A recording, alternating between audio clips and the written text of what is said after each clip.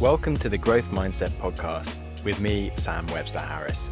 I've been running and I'm ready for a big podcast today. We are learning all about the connection between our subconscious mind and our emotions. Now, the human brain is a magical thing that is currently recognized as one of the most complex structures in the known universe. And our awareness of our conscious thoughts is just the surface of what's actually going on in our brain. It takes you 2 years to learn how to walk and run. And that's a lot of processing power going on. But every day you walk around and you don't even think about it consciously because your brain is processing all of this information, which is a gigantic amount of information in the subconscious, because your conscious mind doesn't need to think about these things. And why am I telling you that? Well, it makes the point that the brain is mostly doing things that you aren't aware of in the slightest. So if you want to be successful, if you want to make the most of your potential, you probably need to get the subconscious mind to work in the direction that your conscious mind wants it to go in. Now, there are a lot of ways of looking into this and how our mindsets and emotions control our subconscious.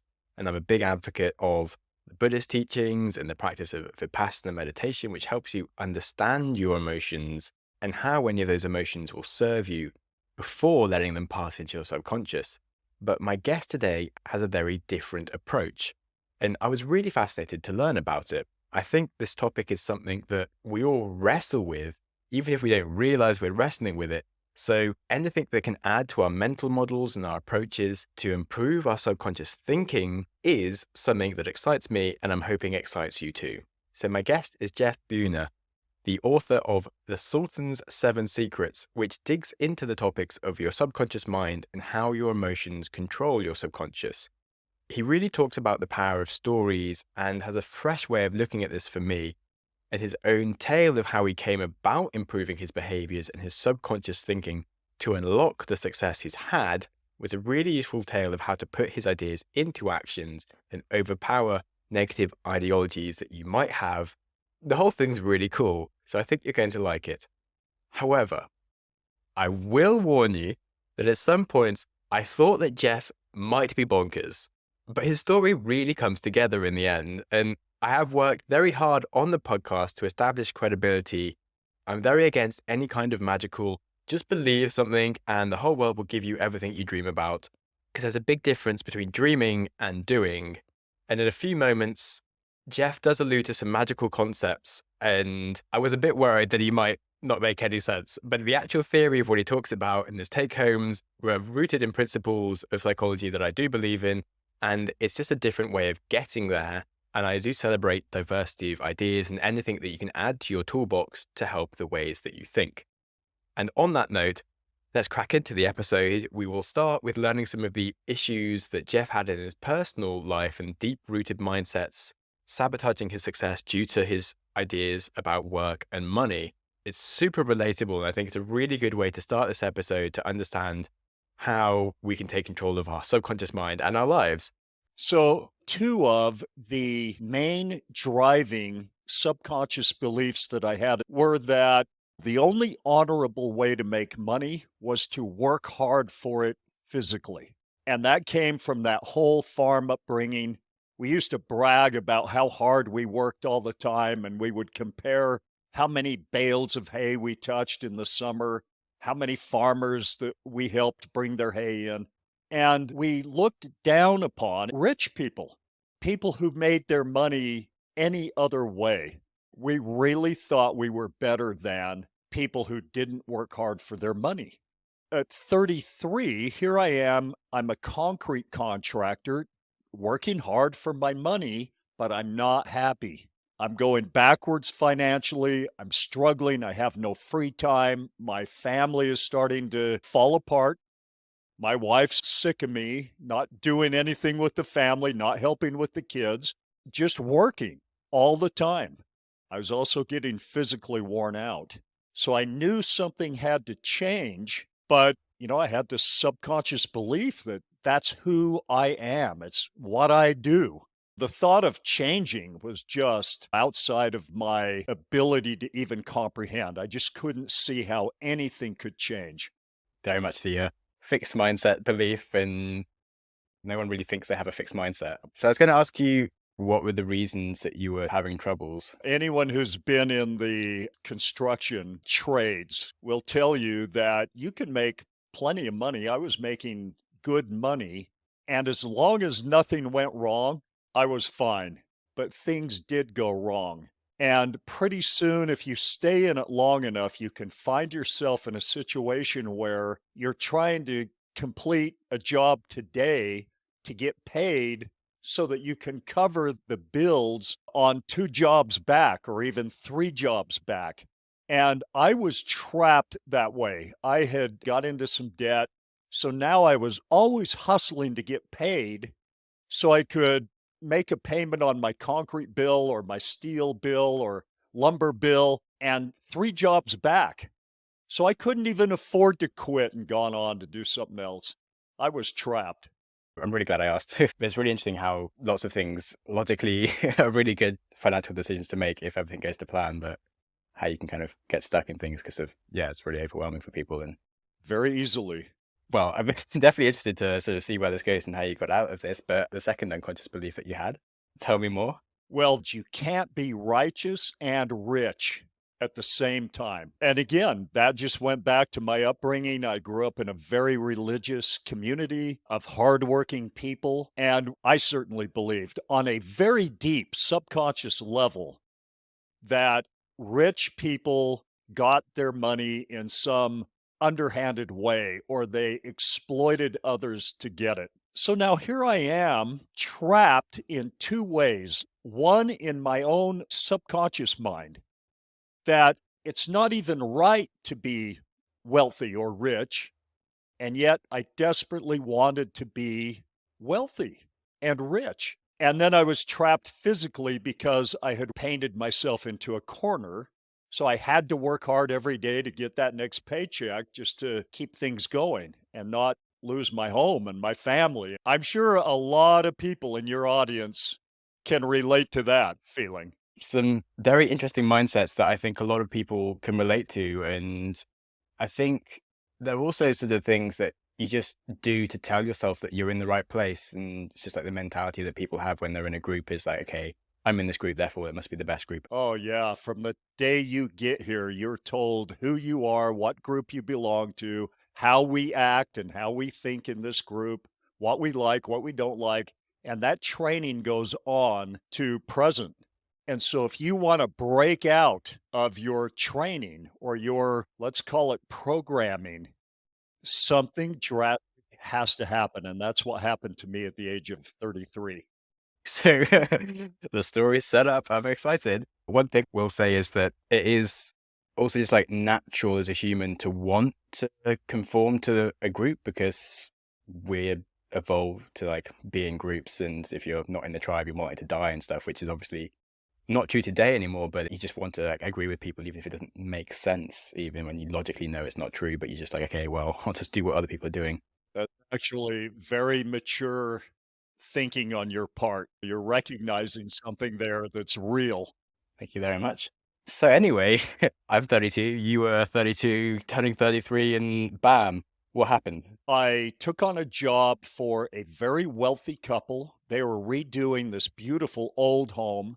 It was a good job for me. I was making plenty of money. And I was enamored with the 2 people that owned the home. They were older, silver-haired people. I thought of them as ancient, but they might have actually been younger than I am now. Classic. They weren't just wealthy, they were elegant people. They were kind, they were warm, they talked to us. And I remember telling this lady as she was talking to me, "You have everything I want in life, but I have no idea how to get there." And this conversation started out very positive, but it devolved quickly into me complaining, telling her about how hard I was working and how unfair it was that I was working harder than anyone I knew, had more debt, and just not doing as well as a lot of friends that I had. Right in the middle of that complaining, she turned around and walked away. And it was quite an embarrassing moment for me because I knew better than to, kind of bitch. in front of strangers, especially this is somebody I wanted to impress. But she came back a few minutes later with a manuscript. Now, this manuscript, I wasn't even going to read. I just thought she's given me a paper on positive thinking or who knows what, but I had read those kind of books before. I didn't want anything to do with them. I didn't have time. I knew I wasn't going to read her paper. But that night I read the first page and then I stayed up all night reading the rest of it and taking notes. This manuscript told the story of the wealthiest man who has ever lived, a real man in history named Sultan Musa of Mali. This story is unbelievable, but it's true. He was a real man, a real leader in the 1300s in West Africa. And to put it in perspective, he was wealthier than Jeff Bezos and Elon Musk combined. And the way they estimate it, it's because he had lots of gold and salt and owned mines. And so they can take today's value. And lots of people have never even heard about this guy. There's some cool stories because he traveled across Africa to Egypt and like he just gave away so much gold that he like completely devalued the price of gold for 10 years and like caused chaos in the markets. He collapsed the Egyptian economy for several years because he gave away so much gold to the peasants. Yeah, it's a crazy story. Here's what a lot of people don't know. He started out an absolute pauper. His father died when he was young and threw himself and his mother into unbelievable poverty. His mother couldn't feed him. He had to go out and steal food every day just to survive. But something happened to him at the age of 12 that changed everything and set him on this course of becoming the wealthiest man ever. And that was a near-death experience. He fell in with an older thief, and this thief tried to murder him by sealing him in a cave and leaving him to die. It's an unbelievable story. He found a way out of the cave, but not before his spirit body actually came out of his physical body. So he died. And he met a man made of light and love who taught him all kinds of unbelievable things about how life works, how creation works, how people work, what makes you you, and how someone can change who they are or the role they're playing, let's say. Well, he survives, he has this information, and he uses these 7 basic principles to just have an unbelievable life. He was successful in every aspect, not just money. His love life, people loved him. He lifted the entire Mali kingdom out of intense poverty, and he did it by teaching these 7 principles. And that's what's in my book, The Sultans Seven Secrets. Okay, so well, now I want to know the 7 secrets to becoming infinitely wealthy. Now imagine me, Sam. I'm this concrete contractor, not happy with my life, and I come across this formula. He put it all down on paper. He wrote extensively about what the man made of light taught him. Now, he wrote 2 documents. One is a fairy tale in which he embedded these secrets, and he did that so that he could talk about them and still preserve his life, because you can get in a lot of trouble if you start talking crazy. And he knew that. But then he wrote a second parchment that was a detailed description of everything he was taught, including this thing I'm going to tell you about called the language of the gods. And here I am reading this, and it says, if you speak this language, the world obeys your commands. It just does. You can take that to the bank. So, yeah, I'm reading this thinking, okay, I'm going to figure out how to speak this language, and then I'm going to speak it. Well, it has nothing to do with the words that come out of your mouth, nothing at all. And it really has little to do with the thoughts you think, even. And I'll tell you what it is in just a minute, and it'll make really perfect sense. In fact, the second I read it, I knew it was true. I knew it would work if I did it, but I was afraid to do it because I knew I'd be devastated if it didn't work. And yet I knew it would work if I did it. I just knew it.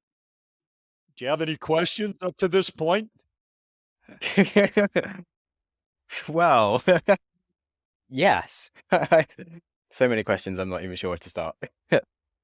Language of the gods, very confused, but interested to hear what you mean then if it isn't words, because I was going to say you can't just speak random words and things will work, because I'm a bit of a scientist on these things. But I definitely think there's some rules for life, probably 7 of them, that could make you highly wealthy. So I am half very skeptical, half very intrigued.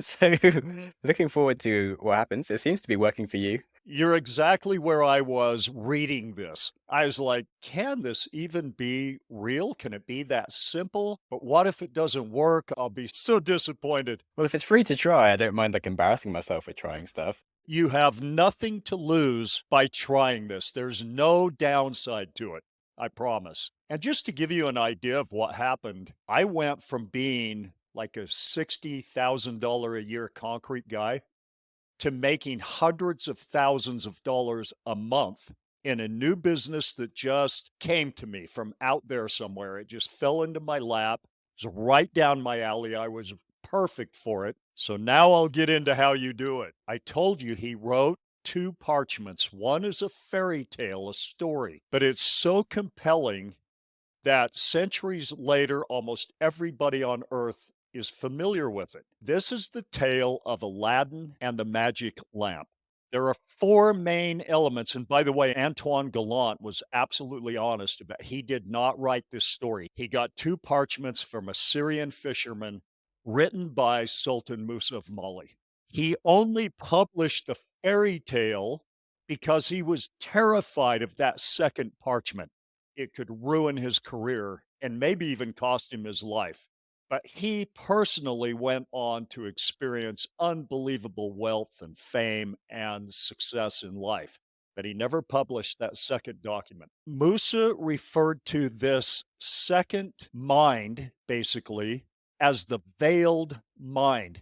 But we are familiar with the concept of a subconscious mind. And we all know that your subconscious mind is running the show. That's where all your memories are stored. It's where all of your subconscious beliefs are about who you are, how you fit in the world. It causes you to act a certain way and be a certain type of person. Basically, play a very specific role. But that's all you're doing. You're just playing a role, and you can change it anytime by communicating with the genie in a very specific language. And that's where the magic lamp comes in. Now, in the fairy tale, the magic lamp is the thing that changes everything, right? For Aladdin, he finds this magic lamp. In real life, the magic lamp represents knowledge of how you operate, that you have a conscious mind, that you have a subconscious mind, that the subconscious mind is all powerful. Whatever it believes to be true about you, that is the way it's going to be. And you really can't stop it until you change those subconscious beliefs. So back to the magic lamp. What is that? It's the language that is always taking place between your conscious and your subconscious mind. So I'm going to ask you a question in a minute, but let's go back to this concept of your life. It's going to be congruent with whatever subconscious beliefs you have or what your subconscious mind believes about you. That's how it's going to be. Here's the question: who told your subconscious mind what to believe about you? Usually your subconscious or other people and how you're brought up rather than yourself. But that's how you can learn to change. But you told it in this language that it hears and obeys every single time. And I said it's not words, it's feelings. Feelings is the language of the gods. Your subconscious mind believes all of your feelings, every one of them. It never doubts them. It doesn't listen to what's coming out of your mouth. It knows what you're saying, it knows what you're thinking, but it is not programmed by that. That's why affirmations don't work when you do them like, I am rich, I am rich, I am rich. Well, your subconscious mind isn't buying that. It knows you're saying that because you're poor and you wish you were rich. When you learn that feelings is the language your subconscious mind believes, And by the way, this is how all of your subconscious beliefs have been set. Some event happened that was accompanied by really strong emotion. And that could be good emotion or bad emotion. But that set a belief in you. For example, if you were a little boy and you got up to perform and it went really well and the crowd clapped and that felt good to you, that may have set a subconscious belief that you're a performer.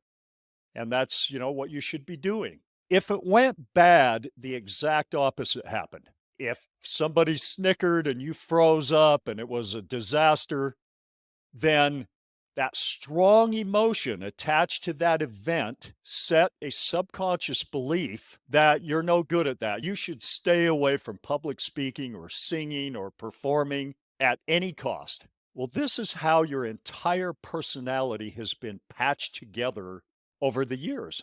Events took place, they were attached to emotion, and that set your personality. And it's always changing. Just because you didn't believe you could perform at the age of 8 doesn't mean that over time you don't have new experiences and new emotions.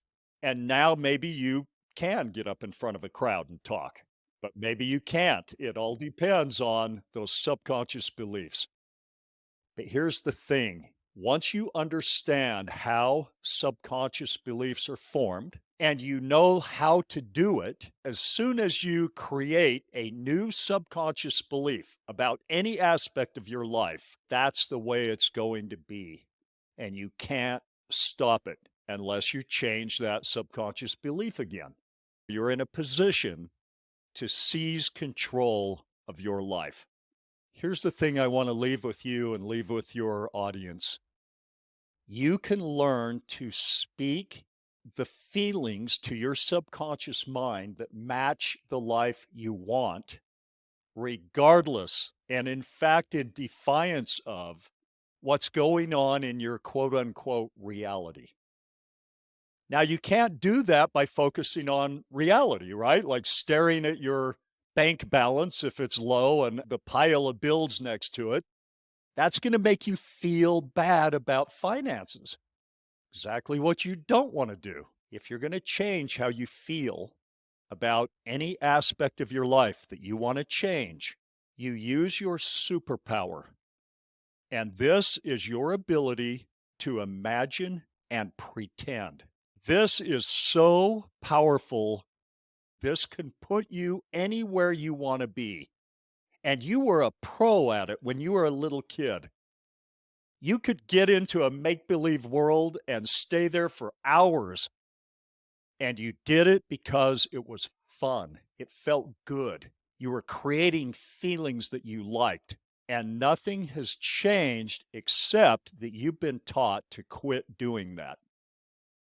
You've actually been scolded and even punished for pretending, living in a make-believe world too much. That's where your power is. And let me give you a quick example. Let's say that in reality, your finances aren't great. You're really worried. You only have a couple of grand in the bank and you got twice that in bills coming due. So you're nervous and you're like, wow, I just can't seem to figure this out. And no matter what I do, I always end up kind of back here where I've got less money than I have bills. And what do I do about it? Let's say that just for a moment, you asked yourself this magic question. What would it feel like to have, say, 100 grand cash under my mattress? As you imagine with some intensity having 100 grand cash, you're going to experience some of the emotion that's attached to that experience. Now, well, this is just an imaginary scenario. It's not real, right? But what about the feelings it generates? Are those real?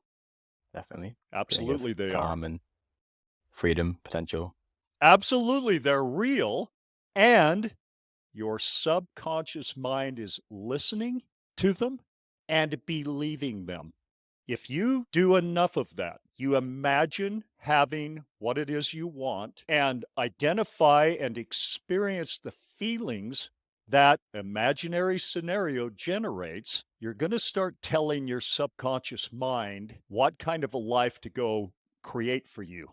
And maybe it's never heard these feelings before, or at least not in 10 years. You've never flooded it with feelings of having cash under your mattress, a lot of it, maybe go beyond 100,000, 800,000, 3 million cash. It can create the same feelings if you imagine having 3 or 4 million in the bank. But you haven't done that. You haven't flooded your subconscious mind with those positive feelings about money, and now you are. But I promise you, this is just how it works. If you do enough of it consistently and with some intensity, things will happen in your physical realm that will begin to match the feelings that you're generating with your ability to pretend, your imagination. But it's deeper than that, because when you create these feelings on a consistent basis, they're motivating. You speak to your subconscious mind in the language of feelings, and it believes them. And then it speaks back to you in the language of feelings based on its beliefs, and you act on your feelings. So when you just imagine that you have all these things that make you really excited, your subconscious mind is beginning to believe that that's how your life is supposed to be, or that more of that is supposed to be integrated into your life. And B, it's now going to start hitting you with what I call nudges. It's going to speak back to you. Hey, it feels good to imagine that you're strong and fit and healthy and ripped at any age, and you flood your subconscious mind with those feelings. It's going to start suggesting, hey, let's go to the gym today. Hey, let's put aside the donuts and eat a steak or, 4 or 5 eggs. Let's do this. It will lead you step by step to do the things in your quote unquote real world, your physical realm, that match what you're doing in your spirit realm, in your imagination, the way you've chosen to see the world, to see yourself, to see your role, and to see how you fit into the world. You can do this with finances, your relationship, your health, your strength, your energy, your occupation and career, which is often different from your finances. Every good thing, every $1 million idea, every perfect business for you, every perfect sweetheart for you is already out there. And your subconscious mind knows about them, but is not going to bring them to you until you tune in, if you will, to that thing. And the way you do it is in the language of feelings. If you feel like, hey, I'm not good with women, I just have a hard time, I've never been in a relationship for very long, they don't seem to like me, or they do initially and then very quickly turn on me. And if you feel that way on a core level, that's how it's going to be. And the only way to change it is to flood your subconscious mind with feelings of doing well with women, having long-term beautiful relationships. And since you can't look to reality for that, you've got to look to your superpower. Do it in your imagination, but do it enough that you've buried, and I mean just flooded your subconscious mind with feelings that match the life you want. And you'll realize that if you do this, it's nearly impossible to have your life stay the same. It just can't when your subconscious mind is being flooded with very positive, motivating, compelling feelings. It gets on board. It likes that. And it will start orchestrating circumstances and situations in your real life to bring more things into your life that match the feelings you're telling it to believe. And all I say is try it. You got nothing to lose. Yeah, you're totally right. It's like most of the reasons that you might then fail is that actually you just haven't got good enough at controlling your feelings, because no one really tells you to piss off if you just go up and talk to them with confidence and you say nice things and you have a fun conversation. If you do that a few times, one of them will probably fancy you and you'll end up with a good relationship. But if you turn up and you think, oh, maybe we're going to be weird or creepy or something, you're probably going to turn up and be a bit weird or creepy. And Think about how often, Sam, you've thought, oh my gosh, I'm nervous about talking to this girl. And I just, in the past, I've said stupid things. Well, when you're in that frame of mind, 100% of the time you say something stupid and it goes the way you thought it was going to go. But the opposite is true too. You just imagine that you walk in a room and you look so good and you look so happy and you are so happy and you got so much going on that she comes to you. She's attracted to you. She wants to know, hey, what are you doing? What are you up to? Who are you? And now you're not trying to impress her. You're just smiling and listening to her talk. And maybe you're even trying to keep a little information back, but you imagine how smoothly that conversation could go because she's pushing it, she's driving it. Now, guess what? That's exactly some version of that is going to happen in your future if you do enough of it. It's just a fact. And you can prove it to yourself. That's what's fun about this. You can do little things and you'll see what I call coincidences, and I always put them in air marks. Little things are going to happen where you're like, wait a minute, that was not happening a month ago. It is happening now, and it matches exactly the feelings that I've been generating with these imaginary scenarios. And then your confidence grows and you just do more and more and more of it. I'm fully on board with working out your feelings, and I try to use fear now as a bit of a sign that it's probably something that is worth doing. And so I could kind of get a bit excited if I'm scared to do something like this is going to be a really good thing to go and do, most likely, unless it's something where you're probably just going to get killed. But it is something I kind of had realized already was that like feelings are kind of the useless basic reaction that isn't always correct, and that you should work out what you should actually think you should feel. Yes. And yeah, that was super useful and definitely changed my life quite a lot. And I really like the way that you've spoken about that. You definitely give me like a different way of thinking about it, which is just sort of making what's already in my head even more powerful. So I'm actually super happy to have heard the way you've explained it all. That's cool.